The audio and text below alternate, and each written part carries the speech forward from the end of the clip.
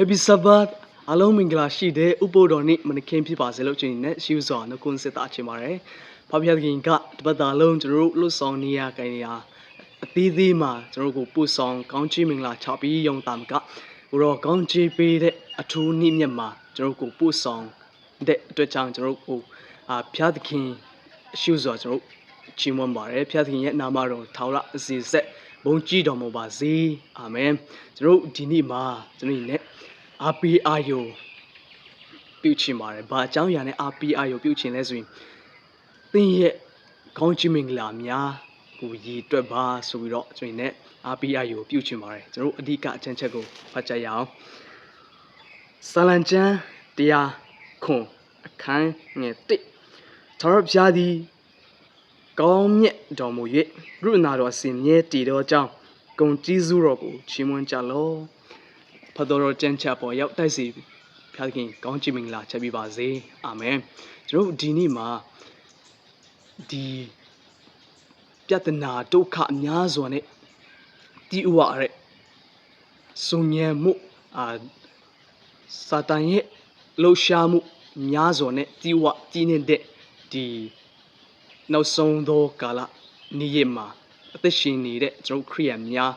အသက်တာမှာကျွန်တော်ပြဿနာဒုက္ခများစွာကြုံတွေ့နေရပါတယ်ခက်ခဲမြောက်များစွာလဲကြုံတွေ့နေရတဲ့ကျွန်တော်မထင်မှတ်တဲ့အဖြစ်ပြမျိုးကျွန်တော်မမျှော်လင့်တဲ့အရာများကျွန်တော်ကြုံတွေ့ရတဲ့အခါမှာတစ်ခါတလေကျွန်တော်ဘုရားသခင်ကိုအပြစ်တင်တတ်ပါတယ်ကျွန်တော်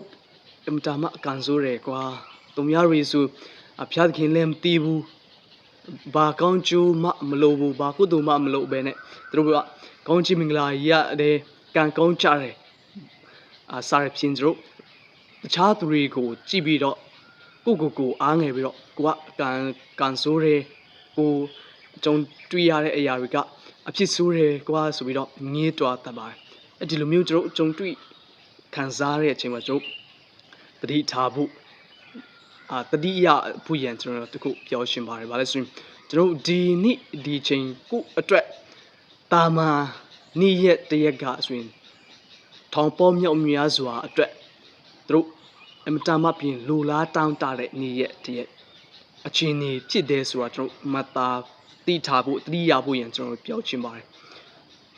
လူတန်းပေါ်များစွာကကိုထက်ဒုက္ခပြဿနာနဲ့ကြုံတွေ့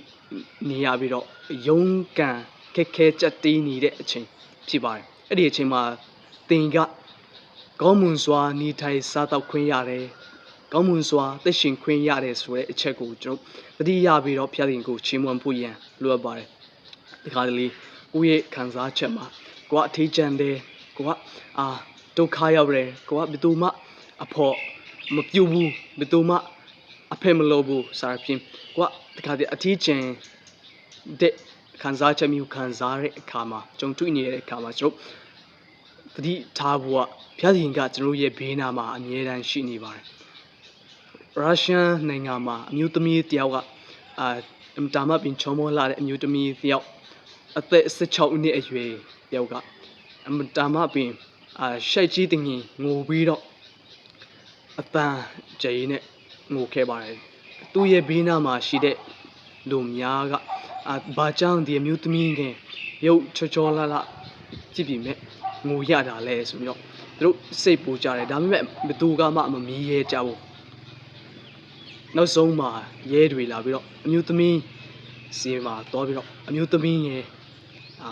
သမီးငယ်ဘာဖြစ်လို့ငိုတာလဲဆိုပြီးတော့မေးတဲ့အခါမှာအမျိုးသမီးကကျမဘာကြောင့်ငိုရလဲဆိုတာကျမမသိဘူးဘာကြောင့်နဲ့ကျမငိုရတာလည်းမသိဘူးဒါပေမဲ့ကျမရဲ့အသက်တာမှာတခုခုလိုအပ်တယ်ဆိုပြီးတော့ရဲတွေကိုအမျိုးသမီးကပြောခဲ့ပါတယ်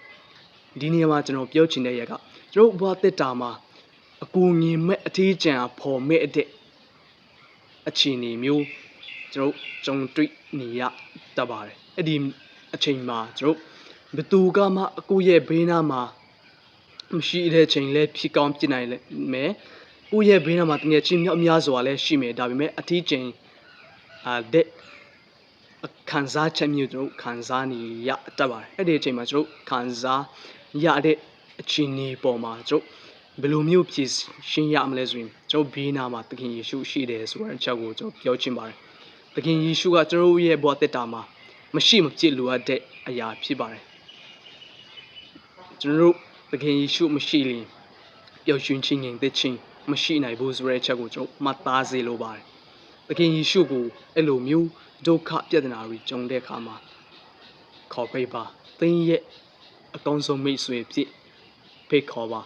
သင်ရဲ့ဝန်ပိုးများသင်ရဲ့ဒုက္ခပြဿနာများသင်ရဲ့အဖို့မဲ့အထေးကျန်ခြင်းခံစားချက်များတို့ဖယ်ရှင်းပေးပါမယ်လိမ့်မယ်သင်ကိုကိုငေးချင်ပါတယ်သခင်ယေရှုဒီနေ့ဒီအချိန်မှာသင်ခေါ်ဖိတ်ပါသင်ရဲ့အကောင်းဆုံးမိတ်ဆွေဖြစ်သင်ခေါ်ဖိတ်လက်ခံမယ်ဆိုရင်သင်ရဲ့ဘဝအသက်တာမှာသူဝင်လာပြီးတော့သင်ရဲ့ဒုက္ခများစွာသင်ရဲ့ဝန်ထုံများကိုဖယ်ရှင်းပေးလိုက်မယ်ငါထံသို့လာကြတော့ငါတဘိုးကိုထမ်းကြတော့ငါတဘိုးကိုထမ်းလွယ်ပေါ်အိဆိုပြီးတော့ဖပြခင်ပြောပါတယ်ကျွန်တော်တို့နဲ့အတူရှိနေမယ်လို့လည်းကတိပေးထားပါတယ်အတွက်ကြောင့်ကျွန်တော်သခင်ယေရှုကိုဖိတ်ခေါ်ပြီးတော့သခင်ယေရှုနဲ့အသက်ရှင်ယုံတာမကသူပေးခဲ့တဲ့ပူဆောင်ခဲ့တဲ့ကောင်းကြီးမင်္ဂလာနေ့ရက်များစွာကိုကျွန်တော်ပြန်လဲရည်တွက်ပြီးတော့ကိုခံစားရရှိတဲ့ကောင်းခြင်းမင်္ဂလာများရည်တွက်ရည်နဲ့သခင်ယေရှုနဲ့သက်ရှင်ရှောက်လန်းပူရန်ကျွန်တော်နဲ့ဖိတ်ခေါ်ခြင်းပါတယ်ဘုရားသခင်ကျွန်တော်ကိုအတိတ်မှာဘယ်လိုပူဆောင်ခဲ့လဲဆိုတဲ့အရာကိုကျွန်တော်မမိမချင်းကျွန်တော်အနာဂတ်အတွက်ကြောက်စရာမရှိဘူးဆိုပြီးတော့ live sketches ဆိုတဲ့စာအုပ်မှာဖော်ပြတာကျွန်တော်တွေ့ရပါတယ်အဲ့အတွက်ကြောင့်ကျွန်တော်အတိတ်ကဘုရားသခင်ပူဆောင်ခဲ့တဲ့အရာတွေကိုကောင်းချီးမင်္ဂလာကိုတော့ပေးခဲ့တဲ့ကောင်းချီးမင်္ဂလာများရည်တွက်ချီးမွမ်းရည်နဲ့ကျွန်တော်ဘဝတက်တာမှာသခင်ယေရှုနဲ့ရှောက်လန်းပူရန်ကျွန်တော်နဲ့ဖိတ်ခေါ်ချင်ပါတယ်အားလုံးပေါ်မှာဘုရားသခင်ဥပုသ်တော်နဲ့သစ္စာတဲ့ကောင်းချီးမင်္ဂလာသုံးလုံးချက်ပေးပါစေအာမင်